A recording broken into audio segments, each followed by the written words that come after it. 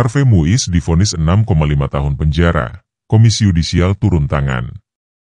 Komisi Yudisial, KY, mengaku akan mendalami putusan Majelis Hakim Pengadilan Tindak Pidana Korupsi pada Pengadilan Negeri, PN, Jakarta Pusat terkait vonis terhadap Harvey Muiz dalam kasus korupsi timah.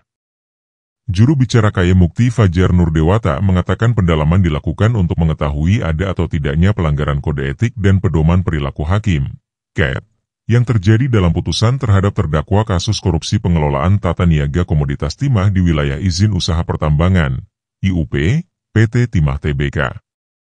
pada tahun 2015 hingga 2022 itu. Namun, KY tidak akan masuk ke ranah substansi putusan.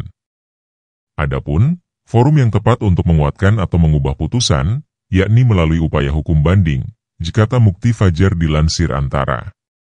Menurutnya, KY menyadari bahwa vonis Harvey Muiz bakal menimbulkan gejolak di masyarakat. Atas dasar itu, sejak persidangan berlangsung, KY berinisiatif menurunkan tim untuk memantau persidangan suami Sandra Dewi itu. Mukti Fajar membeberkan, pemantauan persidangan dilakukan saat sidang menghadirkan ahli, saksi, dan saksi meringankan sebagai upaya memastikan hakim menjaga imparsialitas dan independensi dalam memutus perkara. KY kemudian mempersilakan masyarakat untuk melapor apabila menemukan dugaan pelanggaran kode etik hakim dalam perkara tersebut. Namun, KY meminta agar laporan tersebut disertai bukti-bukti pendukung agar dapat diproses, ditambahnya.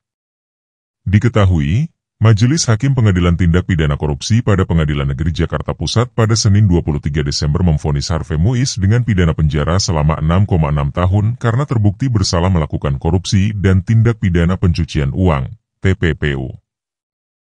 Selain pidana penjara, Harvey Muiz juga dijatuhi pidana denda sebesar 1 miliar rupiah subsidiar 6 bulan penjara, serta pidana tambahan berupa pembayaran uang pengganti sebesar 210 miliar rupiah subsidiar 2 tahun penjara. Putusan majelis hakim tersebut lebih ringan dari tuntutan jaksa penuntut umum, JPU, yang menuntut Harvey Muiz dihukum 12 tahun penjara, denda 1 miliar rupiah subsidiar 1 tahun penjara, dan uang pengganti 210 miliar rupiah subsidiar 6 tahun penjara. JPU memutuskan untuk mengajukan upaya banding karena menilai putusan majelis hakim terhadap suami Sandra Dewi terlalu ringan. Dalam kasus korupsi timah, Harvey Muiz didakwa melakukan korupsi secara bersama-sama yang mengakibatkan kerugian negara sebesar 300 triliun rupiah. Dalam surat dakwaan, Harvey Muiz disebut menerima uang 420 miliar rupiah bersama manajer PT Quantum Skyline Exchange, QSE, Helena Lim.